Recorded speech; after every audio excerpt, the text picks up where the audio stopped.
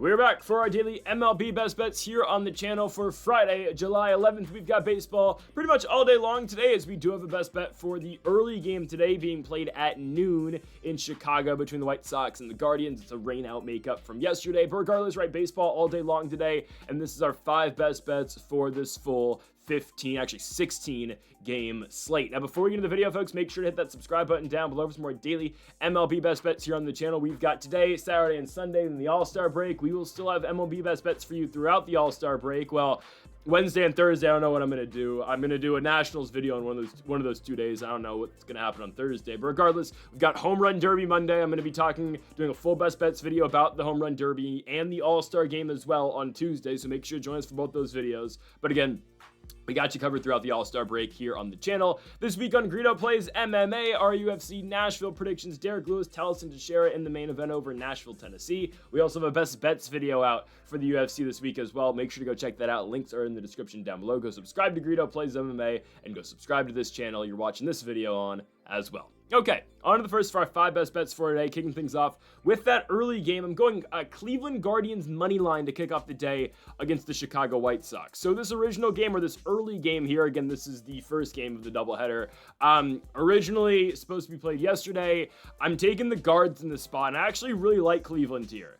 The Guardians have won 3 games in a row after they were playing, their all-time worst baseball. Let's just be honest. They were horrible, really, to end the month of June, to kick off the month of July. They had lost, 10 consecutive games. They ultimately sweep the Astros, winning 3 in a row against the team that is first place right now in the American League West. And they didn't just sweep the Astros, they went to Houston and swept the Astros. And now, again, they start this 4-game slate against the Chicago White Sox, with 2 of those games being played today.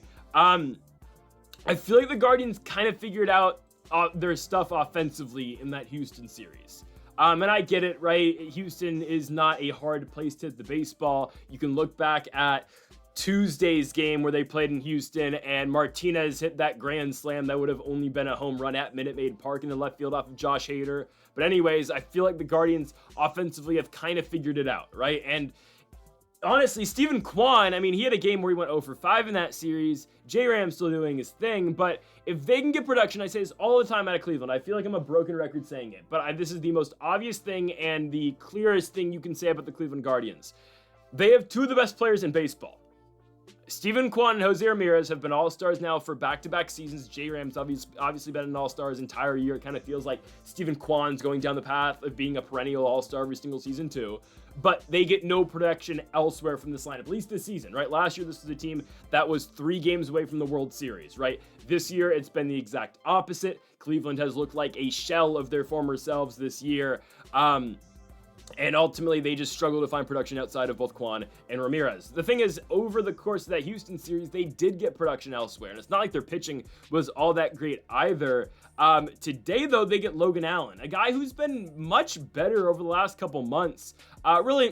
Last couple weeks, I'll say. Logan Allen's last start was really good against the Detroit Tigers. Allen goes 6 innings, only gives up 2 hits and 1 run, which was a solo shot by Spencer Torkelson. Hell, both of his hits given up were to Tork. Torkelson had a single, the one where Steven Kwan deked him, basically. Looked like Tork hit his second home run of the game. Kwan kind of, starts staring it down, like an Ichiro type thing. Stares it down like it is a home run. Last second, flips around, fields the baseball, holds Tork to just a single. But regardless, if you take Spencer Torkelson away from Logan Allen's last start, he goes 6 no-hit innings, right? So Allen's been much better. You look at his last starts in the month of June against the Cardinals, against the Blue Jays. They're serviceable, and hell, even look throughout the entire month of June. 4.3 ERA, I get it. That's not great, but a serviceable MLB pitcher does what Logan Allen does. You pitch 6 innings every single day. You go from either giving up anywhere from 1 to 4 runs. You're going to take that. Now, more times than not, right, it is 3 runs given up. It is 4 runs given up by Logan Allen. But that's something ultimately you're going to take as a team like the Guardians, who have struggled a lot pitching-wise this season at times. Ultimately, though, their biggest struggles have obviously come at the plate. Now, I think they're going to be able to hit Shane Smith. Shane Smith, the first-time All-Star this season for the Chicago White Sox, has not been the best. You can definitely argue that All-Star should have gone to Sean Burke this year out of Chicago. Shane Smith started the season real hot, ERA of 2.23 in the month of April, 3.28 in the month of May. June and July, though, so far have not been good for him. 4 starts in the month of June, overall ERA of 5.6. Got blown up in every single start he had with the exception of the Tigers start. And so far in July, oh man, he's pitched 9 innings in July. He's given up 11 runs and 11 hits. So overall ERA in the month of July has been 11 against the Dodgers. And I get it's the Dodgers, but he went 4 2/3 innings, 6 hits, 6 runs against the Colorado Rockies the day that he was named a first-time All-Star. 4 1/3 innings, 5 hits, 5 runs. Ooh, man. I think it's tough to give the All-Star bid to Smith compared to Burke, considering Burke has been, on kind of, somewhat of a heater recently, and Smith has been the opposite, but it is what it is. I have to go Guardians here. I really do. I like the way Logan Allen's been pitching. I don't like the way Shane Smith has been trending. Chicago, they're mid at the plate. Not to completely go at this team, but their best batting average out of all their qualified hitters on their team is Miguel Vargas at 220. And that's really bad. I get it's in Chicago, but you're going to see an empty stadium in this game. It's a rescheduled spot in the early afternoon. I'm going Cleveland Guardians and Logan Allen to pick up the victory, -125 for the Guards to kick off the day. Let's move on now to our second best bet of the video. It is our second money line of the day. We are going back to a nerfy today. I know we took a day off yesterday with that. We will have a nerfy at the very end of the video, but we're going to get our 2 money lines out the way right now. Our second money line, Pittsburgh Pirates money line in Minnesota. Oh no, I'm doing it again. I'm taking Paul Skeens once more. I can't stop myself. I just can't. Paul Skeens will likely be the All-Star Game starter. He's on track to do that, at least schedule-wise, right? Pitching on Friday, likely. Again, yes, that means he will be starting the game on Tuesday.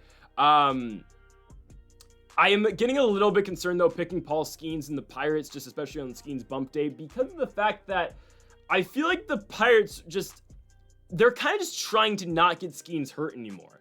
And I feel like that was evident in his last start last Sunday in Seattle against the Mariners. Paul Skeens goes 5 innings. He gives up 5 hits, but 0 runs. So if you're keeping track at home, Paul Skeens has now gone 10 consecutive innings in the month of July without giving up a single run.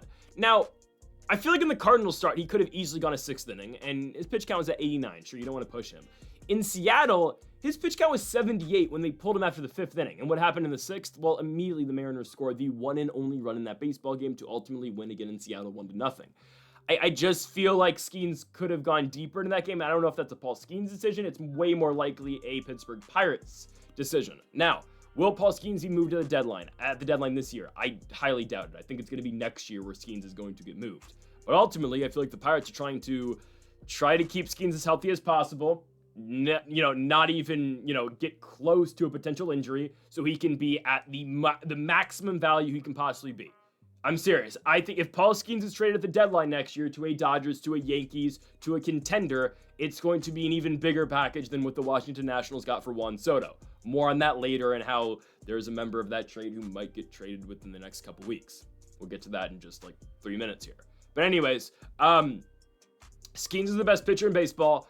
I think he's going to go more than 5 innings today. I think he's going to go either 6 or 7. And I look at who they're playing, obviously, the Minnesota Twins. A very streaky team. They'll have their stretches where they're great, like when they went on that 14-game winning streak or whatever at the beginning of the season, and then they go ice cold, like earlier or late in the month of June, they had lost 10 of 11 games. I wouldn't say they're playing hot or cold right now. They're just kind of a mid squad. They won a series against the Cubs, but then, winning the first 2 games of that series, dropped in the game yesterday.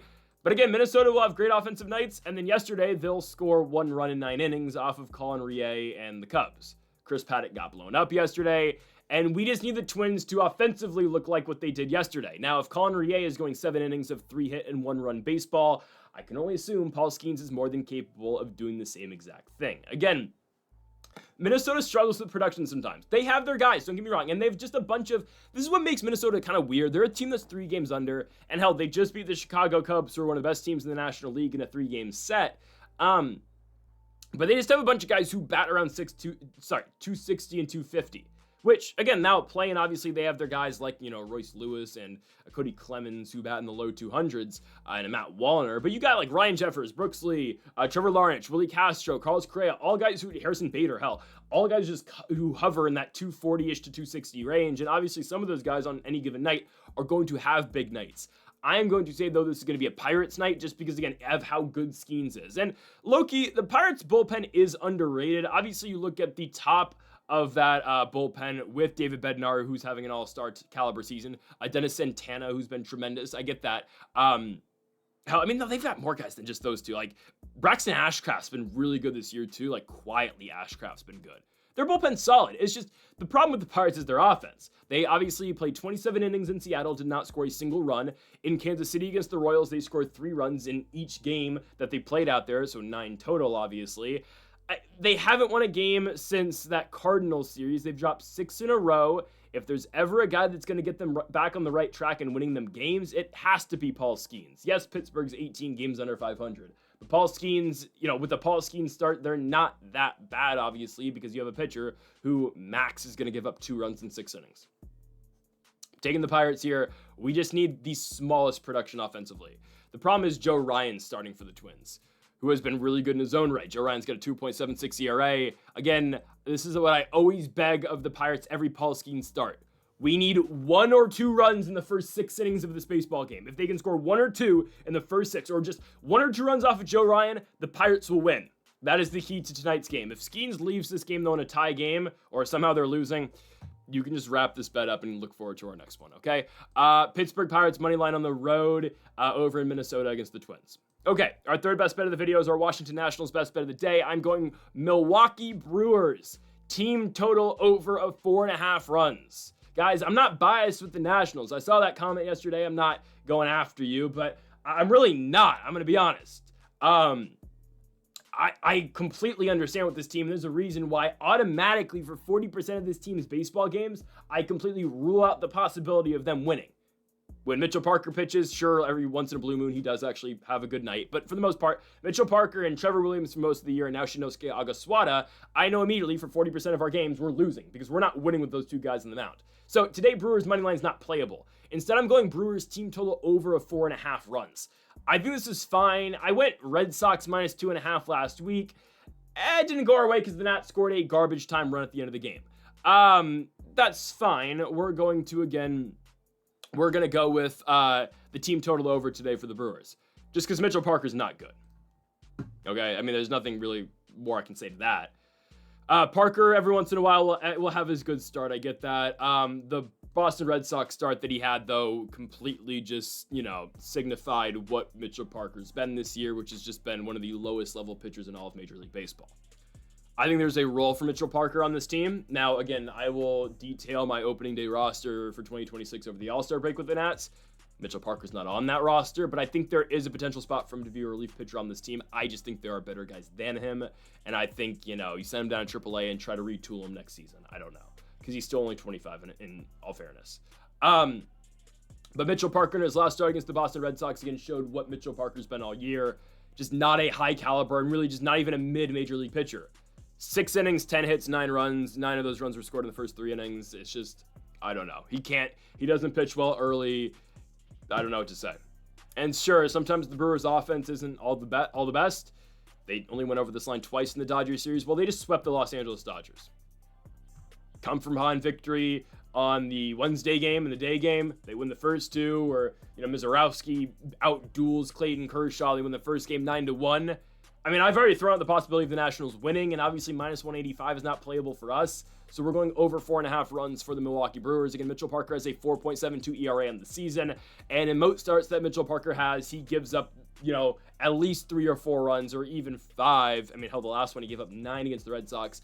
My point is that the Brewers might get these 4.5 runs with just Mitchell Parker on the mound, because of just how bad this guy has been. He serves meatballs down the center of the plate. His control's horrible, and I want to root for the guy, and I always will root for the guy because I have no choice. But it's horrible. And that brings us to another problem with the Washington Nationals. And the problem that the Nationals have is Mackenzie Gore right now. Now, I want to make this very clear, and again, we're going team total over. The bet is team total over for the Brewers, over 4.5. Now, I want to make this very clear right away. I don't want the Nationals to trade Mackenzie Gore. But it's seeming like it's going to be more and more likely that's actually going to happen. I ultimately think the Nationals are actually going to trade Mackenzie Gore at the deadline. It's the same exact situation Juan Soto was in. 2.5 years left of control. It seems unlikely, Ken Rosenthal report, that Mackenzie Gore is going to sign an extension. So it's seeming like they're just going to trade him then. Now, if the price is right, I understand. Like, hell, I think the comp's the Garrett Crochet trade. Now, Mackenzie Gore has more control than Crochet did last offseason, but if you remember, the Red Sox got 2 top 50 prospects, obviously Teal and Montgomery for Crochet, and they got 2 other very good prospects, Chase Meredith as well, and Wilkman Gonzalez for Crochet. Obviously, that's a good deal, but, well, Garrett Crochet is, probably number 2 right now in the Cy Young race in the American League. So sure, the Nationals could get a big deal, like a mock trade. They could get like a J.J. Weatherholt plus guys from the St. Louis Cardinals and huge players and huge prospects from the St. Louis Cardinals. I'm here to tell you that should not happen. At least not right now. Okay, here's the thing. You have to give this core with Gore, Cruz, Wood, and Abrams at least a chance to win. By the way, Cruz coming back in like 2 weeks. You got to give them a chance to win. So what you have to do is spend the offseason. Okay, if the Nats are not competitive this time next year, I'm not going to be against it. Sure, less control, at least compared to Soto for Gore, but then okay, this team will not contend with Mackenzie Gore. Guys, Mackenzie Gore is a top 5 pitcher in baseball this season. He's an all-star. He's one of the top strikeout guys, and it's ridiculous. We are already trying to ship guys off who were in the Juan Soto trade. We've gone nowhere since the Soto trade. But again, I will make this point. The difference between Gore and Soto is, obviously, Mackenzie Gore is not Juan Soto, but the Juan Soto core, when Soto was there, when he got traded, they were in no position to win. I mean, Yadiel Hernandez was playing every single day back then. We were throwing out, don't get me started, by the way, who we were throwing out back then. It was horrible.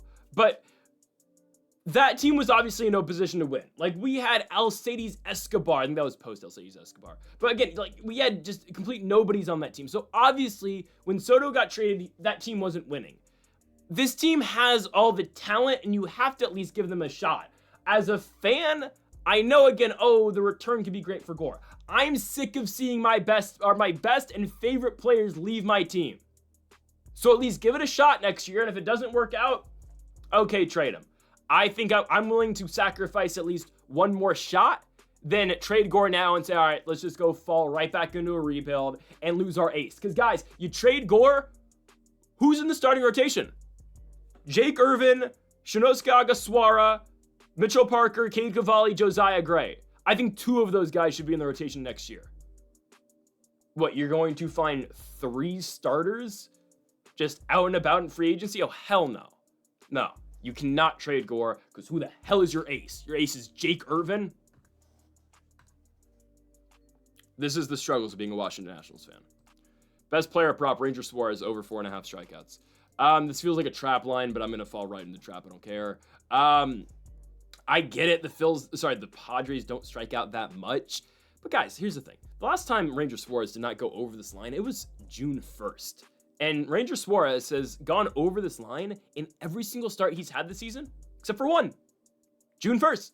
It was in Milwaukee against the Brewers. He actually had a really good start. 6 innings, 7 hits, 2 runs. Only one of those were earned. And he only had 2 strikeouts. In every other game Ranger Suarez has pitched this season, he has gone over 4.5 Ks. And I get it. This is a San Diego team that hits left-handed pitching fairly well. And a team that doesn't strike out the most. I get that. Personally, I don't care.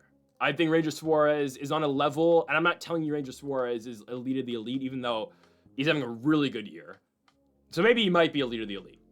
I'm not putting him in the Zach Wheeler, Paul Skeens, Tarek Skubal, Garrett Crochet, Mackenzie Gore tier, but he's up there, Logan Webb, by the way, is in that tier too.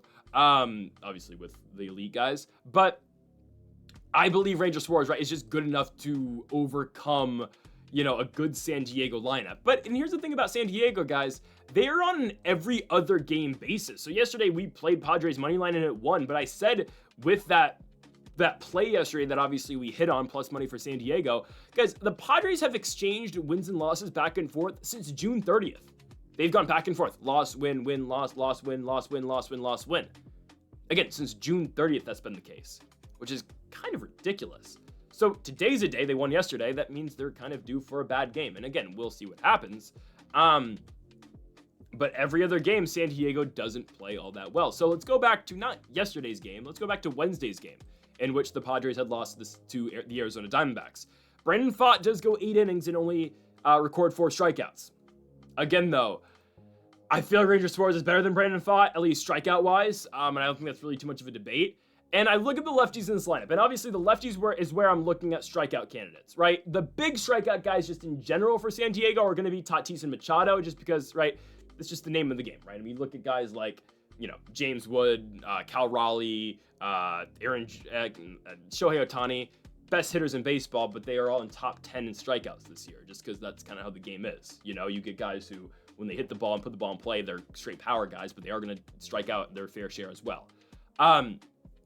So that can be said about Tatis and Machado, obviously. But look at the lefties in this lineup that Ranger Suarez is going to get to deal with. I think there's a lot of strikeout possibility with Gavin Sheets, with Jackson Merrill especially, who is struggling so much right now. Jake Cronenworth. Xander Bogaerts is just there, so obviously he's going to strike out potentially against a really good pitcher. And then obviously the catcher position as well. That's where we need to farm strikeouts today with Ranger Suarez. Anytime I see either Elias Diaz or Martin Maldonado in the lineup, that needs to be a K. Okay? So I'm hoping we can get 2 strikeouts out of them. Okay? I think we're going to get a strikeout of either one Machado or Tatis. So there's 3. I think Merrill's going to strike out. And just because Xander Bogaerts is Xander Bogaerts, there's a strikeout too. So that's how we get our 5. And I think we could probably see a Cronenworth strikeout as well. I mean, length is key for Suarez in this game. And this is a guy who easily goes 7 innings in all of his starts. In the month of June, guys, Ranger Suarez, every single start went more than 6 innings, and every start went 7 innings except for that one start in Milwaukee where he didn't go over that line. His last start, July 5th against the Reds, 5 innings, 5 hits, 1 run. It was a solo homer. 6 Ks in 5 innings. This is a guy with a 1.99 ERA. Ranger Suarez is really good. He just doesn't get talked about. And this is why I know that Phillies are struggling. I still am actually a believer of this team to win the World Series this season. I'm not telling you right now like they're my favorites. I just think they can get it done. I think when Wheeler and Suarez are on their, when Wheeler and Suarez are at their best, and then you just need a half decent night out of a Christopher Sanchez, potentially like a Mick Abel, if he can come through in the playoffs, we'll see. Obviously, you know, knock on wood there. They're difficult. They're really difficult, especially in the 3 guys: Wheeler, Suarez, Sanchez. Team's hard to beat in a 5 and even a 7-game series if all those guys are on. Again, big if. And I do expect those bats to heat up in the playoffs as well. But anyways, that's a discussion for October. I'm going Philadelphia Phillies, not moneyline, Ranger Suarez, over 5.5 Ks. He's done it every single game so far this year except for one, -105. Sign me up. I don't care. The Padres are the Padres. Ranger's going to come through for us. Our final best bet of the video is at Oracle Park, San Francisco, California. The San Francisco Giants take on the Los Angeles Dodgers, -135 for the Nerfie. Okay, so we're back in business with the Nerfie. Well, we're not back in business yet. We haven't hit one, so knock on wood, today's the day. I'm going with the Nerfie here. I don't even know what the tough part is. Because to me, and again, this is just, you know, it is what it is. I hope we hit. But to me, I think we're fine both ways here. Because we get, okay, the best pitcher in this game is obviously Logan Webb, right? Logan Webb is an all-star pitcher. He is one of the best in the game, 2.62 ERA this season. His win-loss ratio is not great because the Giants don't score him runs. But anyways, this is a guy who's been consistently one of the best pitchers in baseball. His ERA in the month of June was 2.23. He's amazing, right? Went to Sacramento, which is a hard place to pitch, and he went 6 2/3, 7 hits, 2 runs. I'm going to take that against an A's lineup that can be very explosive at times, obviously with the big 3, Wilson, Rooker, and Butler. And potentially big 4 now with Kurtz in there as well. Anyways, I know how good Logan Webb is, all right? And I know how good the Dodgers lineup is. So that's the scary part with Webb. It's like, okay, you know who shows up for the Dodgers. You know there's Ohtani. There's Betts, who hasn't been good this year. Freddie, Will Smith, Teo, and Pages. Obviously, if we get to Teo and Pages, we're likely screwed. But guys, you know how many games in a row the Dodgers have lost? I thought about just going Giants money line today. It's -125. I think that hits too. I'm just a little concerned with the fact that, okay, the Giants don't score Webb runs. But the Dodgers haven't won a game since July 3rd in which they beat the Chicago White Sox. They got swept by the Astros. They got swept by the Brewers. They've lost 6 in a row coming into this one, similar to the Pittsburgh Pirates, who we talked about earlier on in this video. They're a team that's ice cold at the plate. They scored, I mean, look at their last 4 games. 1 run in the series finale against Houston. 1 run against the Brewers in the first 2 games, and then 2 in the extra innings game on Wednesday. They're just ice cold at the plate. So I believe, even though, yes, they're talented, I think Logan Webb comes through. Okay, flip side. Dustin May. Arguably, I'm going to be honest, I think this is the tougher part. I know the Giants lineup has had their fair, you know, we've detailed it, their fair share of troubles. I firmly believe this is the tougher Nerfie here, tougher part of the Nerfie. I get it. The Dodgers lineup is great. I know how good Logan Webb is, so I'm not concerned. I am, but I'm not too concerned. I am more concerned with this. And I know the Giants, right, they just went through a whole shutout. Luzardo went 7 innings of scoreless baseball against them. Their last game on Wednesday against the Phillies, they lost 13-0, right? Good on us. We had Phillies money line there. The more concerning part 100% with the Nerfy is this. I get it. Devers has been not good yet as a Giant. Willy Adames is still scamming the Giants. I don't care. He had that one good series in Sacramento and everyone thought, oh, Adames is back. No. He just faced poverty pitching, okay? Adames is not back. Dustin May can be poverty pitching, though, sometimes. Like, he can kind of, we'll see. My biggest concern is Heliot Ramos. I'm just going to be honest. I don't know why I have a vision of Heliot Ramos just blasting a baseball for a double in the gap. And then, okay, Devers moves him over, and then all Adames has got to do is put a ball into play. Because Adames, I kind of crap on Adames a lot. He's good with runners in scoring position. For the most part, he is. For the most part. Especially with the bases loaded, as was shown in Sacramento. But, and this is the big thing here, if Dustin May can get Heliot Ramos, I think we're fine. I don't think Devers and Adames are going to produce on their own. I don't think that's happening. The odds that both those guys get on, or Devers gets on, Adames then moves him over, whatnot, and then, Matt Chapman comes through, who still has not been all that great post-injury yet. I assume he's going to be good, but right now Chapman hasn't looked like he was pre-injury. Obviously with the glove he still is, but that's besides the point. I think we're okay. I am a little concerned, right? Dustin May with a 4.52 ERA this season, but his last start, albeit against the White Sox, was really good, right? Goes 7 innings, 4 hits, 2 runs. I'll take that at Dustin May. Month of June wasn't the kindest to him, got blown up in a lot of starts, but we just need 3 outs today. I think Logan Webb's got us definitely, even with the tough outs in Ohtani, Betts at times, right? Freeman and potentially, Will Smith or Andy Pajes or Teoscar Hernandez. I think Webb has got us. I'm way more concerned about Dustin May, but it's the Giants lineup. I think ultimately the Giants will win the baseball game because my philosophy on this, not to get intellectual here, but I think the Giants eventually are going to find out May. And that's not because, the Giants lineup's too good for that. No, Dustin May's just not on a level to where he can go 6 good innings against even though they're not the best, a playoff caliber squad. Dustin May's not going to do that, So eventually, I believe the Giants are going to time him up. Like Wilmer Flores will get things going randomly in, the bottom of the third, and then Jung Ho Lee will get his 1 hit every, week, and then Luis Matos will randomly, with his 160 average, put a ball in the gap. Like, I'm cheering for the dark voodoo magic tonight for the Giants. Don't get me wrong. Like, I just like the Giants. I just like the Dodgers more, right? But today, I just need the Nerfy. Logan Webb go get us 3 outs, and Dustin May go get us 3 outs as well for the biggest rivalry in all of baseball, not named Red Sox-Yankees, or maybe it's bigger. I don't know. Give me -135 for the Dodgers and the Giants here at Oracle Park in San Francisco, California. So, folks, that does it for our MLB Best Bets here on June 11th. If you have not yet, though, make sure to hit that subscribe button down below for more. Make sure to leave a like if you did enjoy the video. Make sure to comment if you do disagree with any of the picks. Folks, thank y'all for watching, and Mamba forever.